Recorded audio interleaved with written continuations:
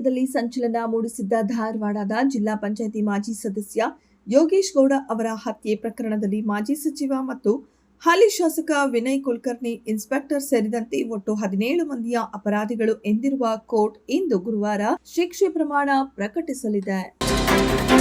ಮೈಸೂರು ತಾಲೂಕಿನ ಇಲವಾಲ ಹೋಬಳಿಯಲ್ಲಿ ಸಂವಿಧಾನ ಶಿಲ್ಪಿ ಡಾಕ್ಟರ್ ಬಿಆರ್ ಅಂಬೇಡ್ಕರ್ ಅವರ ಹೋರಾಟ, ಸಾಧನೆ, ರಾಜತಾಂತ್ರಿಕತೆ ಮತ್ತು ತತ್ವಗಳನ್ನು ತಿಳಿಸಲು ಥೀಮ್ ಪಾರ್ಕ್ ನಿರ್ಮಾಣ ಮಾಡಲಾಗುವುದು ಎಂದು ಸಮಾಜ ಕಲ್ಯಾಣ ಹಾಗೂ ಜಿಲ್ಲಾ ಉಸ್ತುವಾರಿ ಸಚಿವ ಡಾಕ್ಟರ್ ಎಚ್.ಸಿ.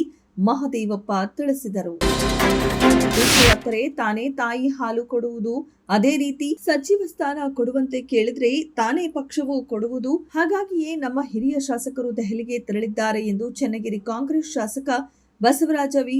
ಶಿವಗಂಗಾ ಶಾಸಕರ ದಿಲ್ಲಿ ಪ್ರವಾಸವನ್ನ ಸಮರ್ಥಿಸಿಕೊಂಡಿದ್ದಾರೆ. ಕರ್ನಾಟಕದ ಸ್ಥಳೀಯ ಸಂಸ್ಥೆಗಳ ಚುನಾವಣಾ ಇತಿಹಾಸದಲ್ಲಿ ಇಂದು ಅತ್ಯಂತ ನಿರ್ಣಾಯಕ ದಿನ. ರಾಜ್ಯ ಸರ್ಕಾರ ಮಂಡಿಸಿದ್ದ ಕರ್ನಾಟಕ ಗ್ರಾಮ ಸ್ವರಾಜ್ ಮತ್ತು ಪಂಚಾಯತ್ ರಾಜ್ ವಿಧೇಯಕ 2026ಕ್ಕೆ ರಾಜ್ಯಪಾಲರು ಅಧಿಕೃತವಾಗಿ ಅನುಮೋದನೆ ನೀಡಿದ್ದಾರೆ. ಆರೋಗ್ಯ ಮತ್ತು ಘನತೆಯನ್ನ ಎತ್ತಿ ಹಿಡಿಯುವ ನಿಟ್ಟಿನಲ್ಲಿ ಕರ್ನಾಟಕ ಹೈಕೋರ್ಟ್ ಐತಿಹಾಸಿಕ ತೀರ್ಪು ನೀಡಿದೆ.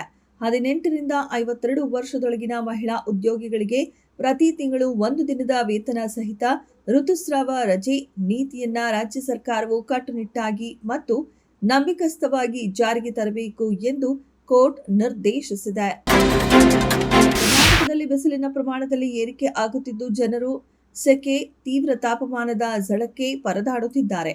ಒಳನಾಡು ಜಿಲ್ಲೆಗಳಲ್ಲಿ ಗರಿಷ್ಠ ತಾಪಮಾನ 1.6 ರಿಂದ 3 ಡಿಗ್ರಿ ಸೆಲ್ಸಿಯಸ್ ವರೆಗೆ ಹೆಚ್ಚಾಗಿದೆ. ಮುಂದಿನ 5 ದಿನ ಕರಾವಳಿ ಹಾಗೂ ಉತ್ತರ ಒಳನಾಡಿನಲ್ಲಿ ಬಿಸಿಲಿನ ಪ್ರಮಾಣ ಹೆಚ್ಚಾಗಲಿವೆ ಎಂಬ ಮುನ್ಸೂಚನೆ ನೀಡಲಾಗಿದೆ. ವಿಶ್ವ ಕ್ವಾಂಟಮ್ ದಿನಾಚರಣೆಯ ಪ್ರಯುಕ್ತ ರಾಜ್ಯದ ಸಮಗ್ರ ಕ್ವಾಂಟಮ್ ಎಕೋ ಸಿಸ್ಟಮ್ ಮ್ಯಾಪ್ ಅನ್ನ ಬುಧವಾರ ಅನಾವರಣಗೊಳಿಸಲಾಗಿದೆ.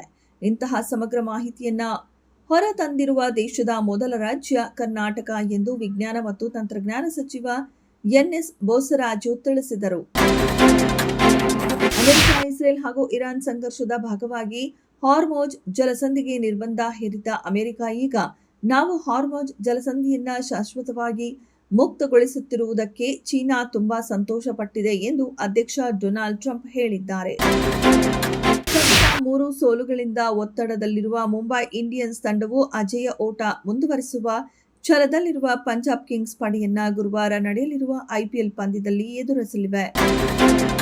ಋತುಕಾಲ ಸಿನಿಮಾದ ಟೈಟಲ್ ಅನ್ನ ತೆಲುಗು ನಟಿ ಸಮಂತಾ ಬಿಡುಗಡೆ ಮಾಡಿರೋದು ಮತ್ತೊಂದು ವಿಶೇಷ. ಅಷ್ಟೇ ಅಲ್ಲದೆ ಈ ಸಿನಿಮಾ ಯಶಸ್ವಿ ಆಗಲೆಂದು ಸಮಂತಾ ಹಾರೈಸಿದ್ದಾರೆ. ಅಂದಹಾಗೆ ಈ ಸಿನಿಮಾವನ್ನ ರಮೇಶ್ ನಾಯಕ್ ನಿರ್ಮಾಣ ಮಾಡುತ್ತಿದ್ದಾರೆ.